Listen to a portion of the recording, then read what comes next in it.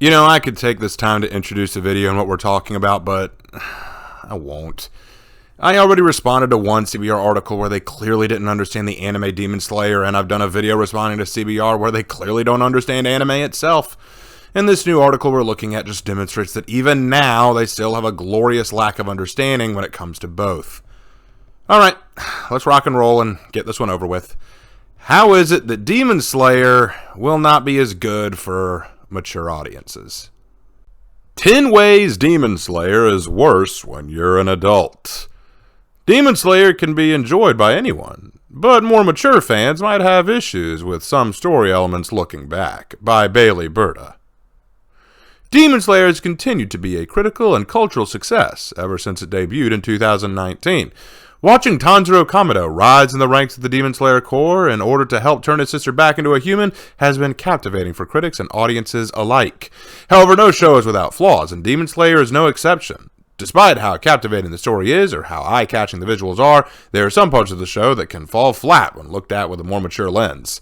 There are moments in the series that can come off as annoying, weird, or even disturbing to an adult audience. Number 10. Sending children to fight demons is horrifying. Teenage audiences typically don't care what a teenage character is sent off to fight in a shonen anime.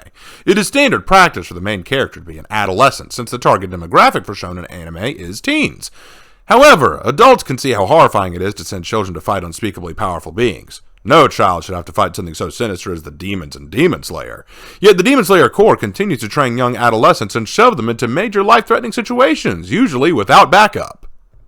Ladies and gentlemen, you are witnessing something extraordinarily rare. This is something you don't see often, so come close and look. Please, move in closer. Make room for the people behind you. You need to see this, okay? Careful, don't touch it, or you might smudge the beauty of this moment. Now, what we have here is a rare occurrence, where someone makes a mind-numbingly brain-dead argument, so stupid that they literally refuted themselves in the same point. Not in the same article, the same point.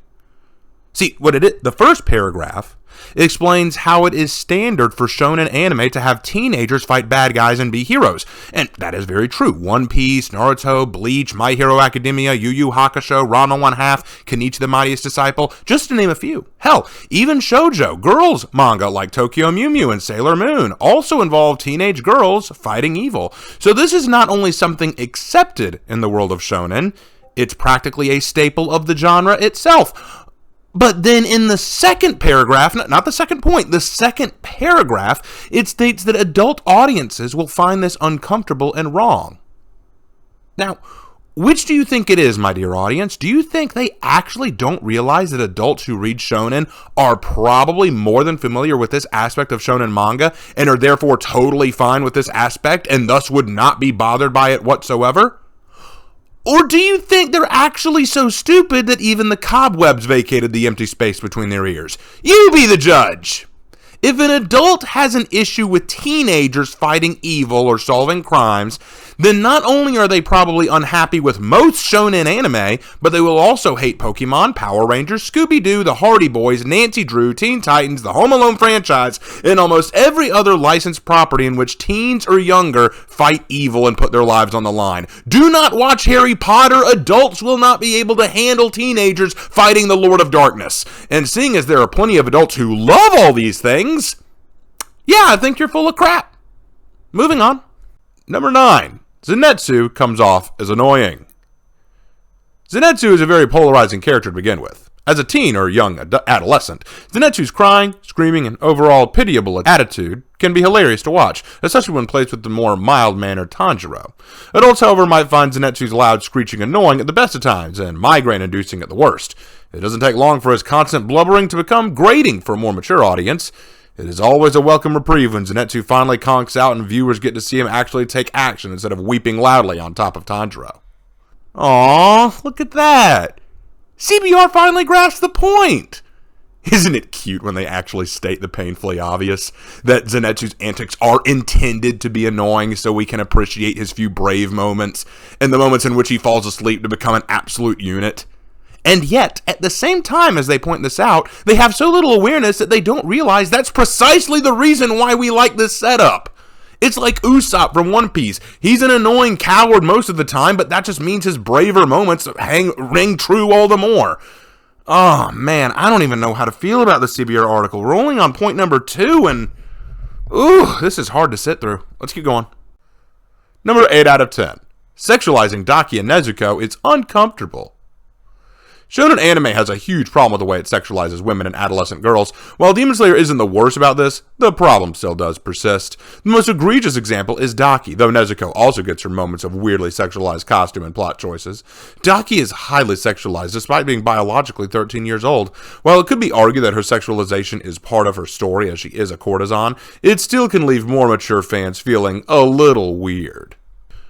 Okay, I talked about this already in the previous video about Demon Slayer. You can go hear my full thoughts on that by watching the first video, but I'm going to be real here, okay? A few things to say. Daki and Nezuko were not that sexualized compared to some of what I've seen in other shonen anime in general.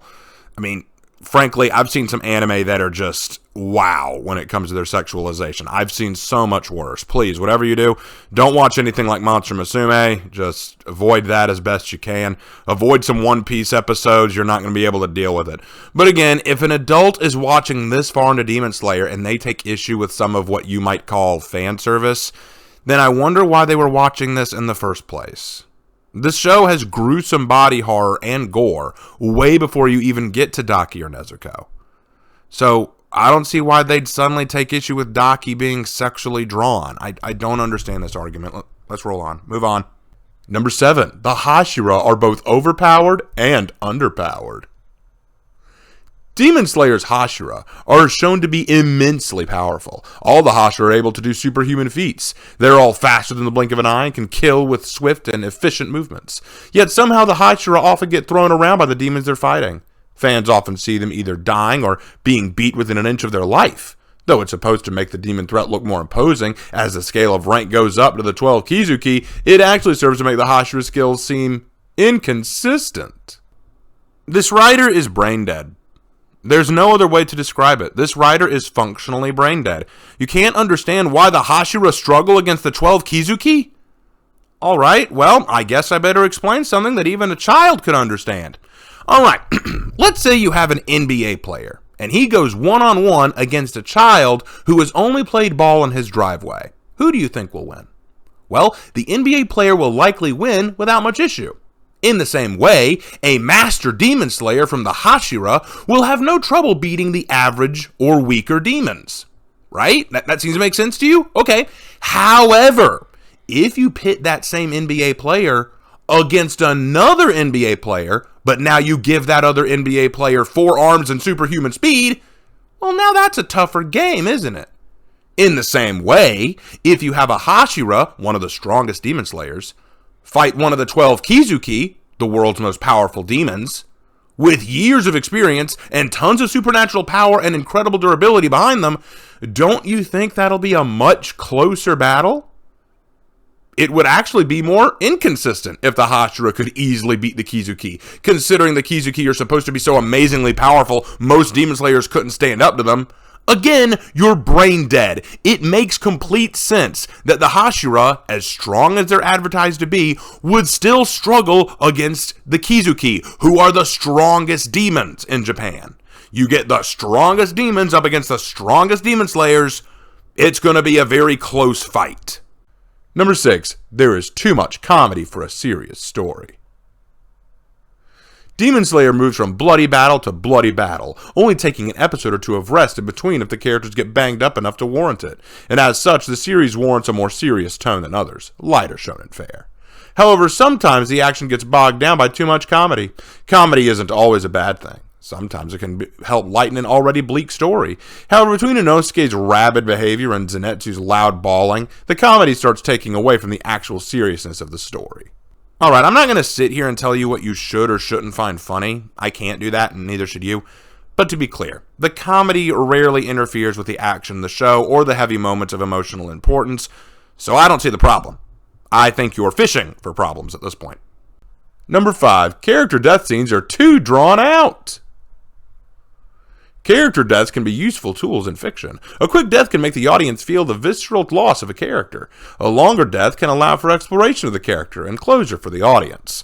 With Demon Slayer, however, deaths tend to linger a little too long. When demons are dying, viewers end up getting their entire life story. And in the case of Rengoku, the show lingered on his death scene for so long that it's easy to wonder why someone hasn't started administering first aid yet, as he's still speaking despite there being a hole in his stomach. Again, this is common in shonen. Deaths can drag out quite a while in Naruto. Try One Piece too, or maybe Dragon Ball. Demon Slayer is a show that tries its hardest to bring out empathy at the last moment, for better or worse. So it uses long death scenes and dialogue to let us soak in the emotional and empathetic feelings from the character loss. But I think the more important question here is, why wouldn't adults be okay with this? Again, I don't understand the argument. Move on. Number 4, the demon threat is too big even for the most skilled demon slayers. The demons are extraordinarily powerful in Demon Slayer. Even the lower ranking ones are able to perform superhuman feats. The closer a demon gets to the top demon Muzan and his blood, the more powerful a demon is and the more powerful is at their disposal. However, the demons are often too powerful, to the point that it becomes unbelievable that anyone can defeat them. Adult audiences start wondering how anyone in this world is alive when looking at just how much of a difference in power there is between a demon and a demon slayer. Now hold on a moment. Hold on a moment. Wasn't your 7th point all about how you couldn't understand how the Hashira struggled against the Kizuki when they were apparently so skilled, but now you're acknowledging how overpowered the demons are? How do you keep contradicting yourself? Yes, the demons are abnormally powerful, but they can't destroy all life on the earth because they need food. They stay hidden so that they can feed secretly and without drawing attention from the stronger demon slayers. Yes, the demons are incredibly strong, and that's why the Hashira have to be so powerful as well. How are you not getting this? Oh my gosh, you contradict yourself every other point. Number 3, battles last a disproportionately long time. There isn't an exact science to writing battles. Some shows do better with fast and quick scenes, like My Hero Academia, while other series benefit from methodically paced, multiple episode-long battles like Attack on Titan. Demon Slayer typically leans towards long battles. However, Demon Slayer tends to stretch out the battles too long and overfills them with unnecessary dialogue and flashbacks. These long fights grind the show's pacing to a halt. Even the gorgeous animation and visuals are not enough for some fans to get on board with these overly long battles. Welcome to shonen anime. The genre where destroying a planet in 5 minutes actually takes several episodes. The genre where fight scenes stop sporadically for expositional dialogue and flashbacks. The genre where a fight will be stopped midway through for a sword to come to life and give a training session to the protagonist. The genre where power scaling is about as consistent as a political's promise. If you have issues with fight length, you don't need to watch shonen. Contrary to what you might think, we like the fight scenes. Especially if they're well animated, we can enjoy a long fight scene. Ugh. Number 2, keeping demons on the mountain for final selection is unethical. The entrance exam for the Demon Slayer Corps requires candidates to face demons that have been caught alive and forced to stay on the mountain. If the candidates survive on the mountain for 7 nights, then they will be officially accepted into the Corps. Trapping live demons on a mountain and forcing candidates to survive is unethical in many ways. It is unethical for the candidates to be forced to deal with live demons at the expense of their life. It is also unethical to keep bloodthirsty demons alive and force them to be part of this training process. It's not ethical. Alright, let's talk practicality instead for a moment. What is a demon? A demon is a supernatural creature with the single purpose of consuming human flesh. They are dangerous, brutal, and need to be removed from the world. Now, who does this? Well, the Demon Slayers, because they are trained specialists in fighting and killing demons using specialized swords and breathing techniques to push their human feats to higher levels. Now, one would think that being a Demon Slayer is a very risky job. Death is a likely outcome in the life of a Demon Slayer, I'd think, right? Right, so it stands to reason that if one were to train to be a Demon Slayer, they might need to be prepared to face death head on. And if they aren't prepared for that, then perhaps they have no reason to pursue this line of work. I mean, after all, if anyone taking the trials wasn't comfortable with risking their lives, then they should have backed out early and not attempted the initial trials at all. They had that option, you know. So saying that it's unethical to put children's lives in danger to become demon slayers is pretty ridiculous when you realize that if they pass those trials, they'll be risking their lives anyway. That's like if I give a child a college exam, but the questions were only on the elementary school level. Yes, they might pass without much issue, but now they are in no way prepared for the harsh reality of what they're being released into.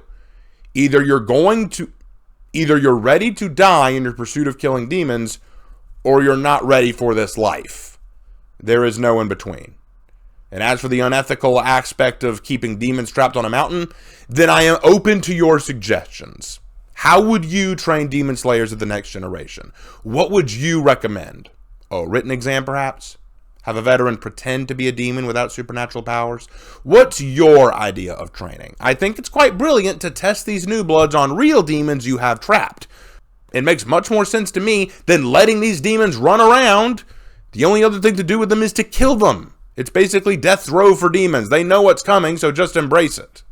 Number 1, Tanjiro is the only person to show empathy to the demons.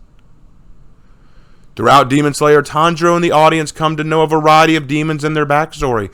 Viewers learn about their thoughts, feelings, and tragedies. Tanjiro often empathizes with them as he kills them and lets them lay to rest. But Tanjiro seems like the only one who has empathy for the demons. Nobody else in the series comes to see the demons as the tragic figure they are. It is a little strange nobody else has thought to give empathy and understanding to someone who was once human too.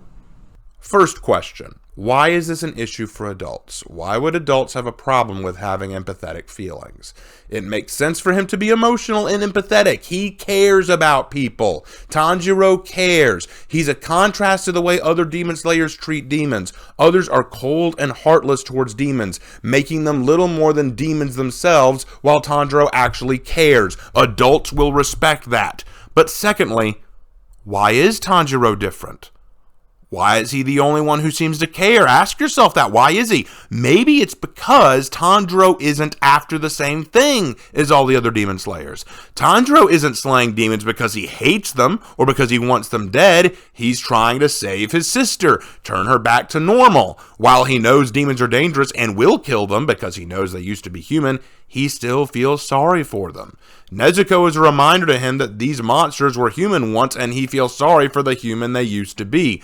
So many of them became demons because they felt they had no choice or because they needed help, saving, or a new chance at life. And because of that, he feels sorry for them now. He doesn't want to shame the human that they used to be. That's actually a far more deep and mature outlook to have, to love someone for their basic humanity instead of what sins they committed. That's something incredibly mature and thought-provoking, almost like it's something adults would actually understand better than a child would and be able to rationalize. What a thought! It seems that maybe that aspect is something adults would appreciate. Oh, I'm done with this. This is, again, a dumb article, but unlike the last one, it proves that they don't just not understand Demon Slayer, they don't understand shonen, and they don't understand adults who enjoy shonen. Here's the thing, guys. If an adult watches anime, particularly shonen anime, then they're probably prepared for the tropes of shonen.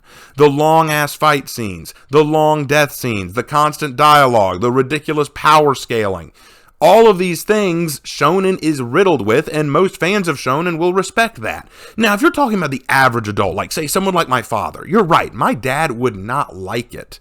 But you know what? My dad doesn't like shonen anime for a very different reason. He doesn't like it because anime's not really his thing. He's not a big fan of the art style. He's not a big fan of the dialogue. He doesn't quite understand Japanese culture, so there are some things lost on him. So these things are the reasons he doesn't like anime. It's never been his thing. But I guess if you're saying, oh, but if someone like your dad watched Demon Slayer, then these are things he wouldn't like. Sure. I guess you're right. Those are some things he wouldn't like. On top of all the other things he wouldn't like because it's anime. But if you're talking about a person who likes anime, who watches shonen, and saw these things, I'm willing to bet they're going to go, no, that's fine. I'm used to that. I see that in One Piece, Dragon Ball Z, Naruto, Bleach, My Hero Academia, Yu Yu Hakusho, Ranma 1/2, all these shonen anime. So I doubt that they'd take much issue with it. This was a dumb article written by a dumb person. I'm done. Moving on. Thank you guys so much for watching, and I will see you in my next video. Take care.